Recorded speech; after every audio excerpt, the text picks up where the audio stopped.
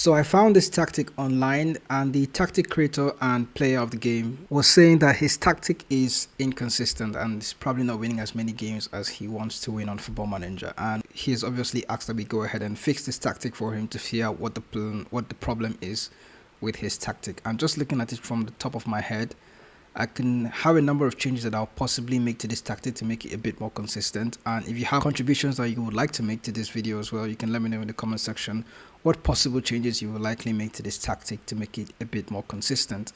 Now, he's playing with Western Supermare in the FM console version. So Western Supermare, if you don't know which team this is, they are likely in the non-league of English football. So they're below Sky Bet League 2. So they're not going to be one of the top teams. So most of the roles that he has selected are quite adventurous for that division. And looking at the date is December 29th, 2029. So I don't think he has, considering 2024 to 2029, okay, it's possible that he has gotten multiple promotions in the game already. So he may be in the championship level or League 1 level. Even the Premier League, still good as well. But there are possible changes you can make to this tactic to make it slightly more consistent.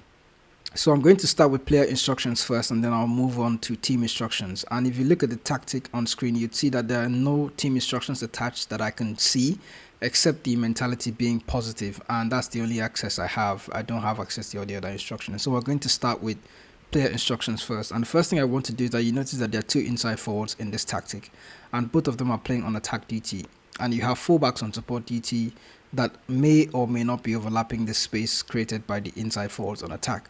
So what I would like to do first for this tactic is to switch one of my inside forwards to play on support duty, and maybe have the left-sided player to play as a winger, and then have one player as an inside forward. Now, if you have a winger on support duty, you can obviously ask the inside forward to play on attack duty, and then you have a lot of variety here because the winger is going to go out wide and stretch the pitch, while the inside forward is going to cut inside. And where you have your winger on support duty, you can have a wing back or a fullback on support duty in that role. But where you have the inside forward on attack, you can have a wing back in there, play on support duty, because since the inside forward is going to cut inside and create space or head into the box, the wing back is going to be the one to overlap. He's going to be slightly more adventurous and he's going to overlap that space. Whereas the fullback, he may be able to overlap, but he's not as adventurous as the wing back. The fullback is going to be slightly more defensive, so I opt for a wing back in this case. Now, when you go into central midfield, there's a central midfielder on support duty, and you have a deep line playmaker on support duty as well. So what I normally would do in this case is to change one of my players to defend, because I like to have one holding midfielder. You could use the central midfielder to play on defend duty as well. He's going to be more like a rock in central midfield, but I'm going to opt for the deep line playmaker to be the player on defend duty in this case, and I'm going to tell you why much later.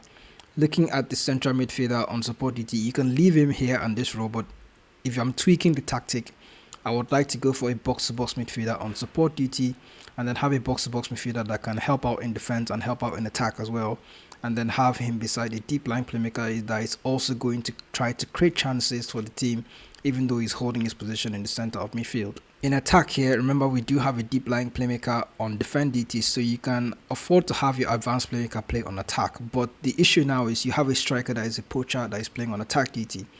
What for me this does is that your advanced playmaker is going to be getting into that space, and the poacher as well is going to be in that space all the time, because the poacher is not going to be a player that leaves the penalty area. He's going to tend to stay there and sniff out chances by himself. So I do like to have in pairing with the advanced playmaker on attack duty that is going to get into the box, a striker that is slightly more mobile, someone like the deep line playmaker or the deep line forward on attack or on support duty, or even the pressing forward on support duty, as we've noticed, tends to operate in that manner where you can roam around the box and hold on to the ball, create space for somebody else to run into that space. So I like to have that kind of player pairing with the advanced playmaker on attack duty. This is what I would do to the player instructions. Now, over to the team instructions. Remember, we do have positive as a default mentality because of the way the players are set up. And then let's say I have a pressing forward on support duty in this case, I would opt for a high press. That tends to work well in Football Manager, and I'm going to look at the squad that the guy has. I don't really have access to his squad anyway. So because you have numbers up front, 1, 2, 3, 4 players in attack, and then your central midfielders are going to be on the central midfield strata, not the defensive midfield strata. So it means you have 6 players that can actually go on to press. having a high press could be beneficial for you, and then you can push the trigger press intensity to more often trigger press. And then for counter attacks and counter press, I could include counter press for this tactic because we have the numbers to actually do it, and the intensity is going to be there. So based on those tweaks, adding counter press and of course playing out of defense, I'm not really going to lock that in place. But since you're using a positive mentality, I would recommend that your team is already playing shorter passing and they're already playing slightly higher tempo. So at best, you would not want to force anything into the team. And since you're playing as Western Superman, I'm still having that perception in my mind of Western Superman that they're a non-league team. So I don't know the current division that the guy is in right now, but having them being expressive could be helpful. If you have creative players, that would be good. And the final thing is playing with low crosses. It sort of helps in this game as well. You're not just wasting the crosses, and then you could choose to walk the ball into the box, but since you're playing as a positive mentality, your team is already walking the ball into the box without you even knowing. So this is just you forcing it. There's no need to actually do that. But those are the slight changes that I would go on to make to this tactic. If there are any other changes that you would want to make to the tactic, you can let us know in the comment section as well. And for central defenders, I think ball playing defenders are quite good in this case, but I'll choose to have just one ball playing defender in there and then have the other to be a standard central defender. And then the final thing is the goalkeeper. Now, because I'm thinking of Western Superman as a non-league team, I would not really recommend having a sweeper keeper on support. I wouldn't even recommend having a sweeper keeper at all. But if in case you do want to use a sweeper keeper on defend duty is quite helpful this year.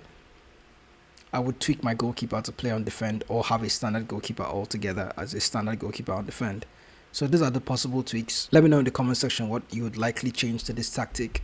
And yeah, if you enjoyed this video, do let me know in the comment section as well. And remember to subscribe to the channel. Here we go on to check out Football Manager tactics and also share hints and tips about Football Manager, especially for lower league teams, mid-table teams and all that. Thanks for watching. I'll see you in the next video.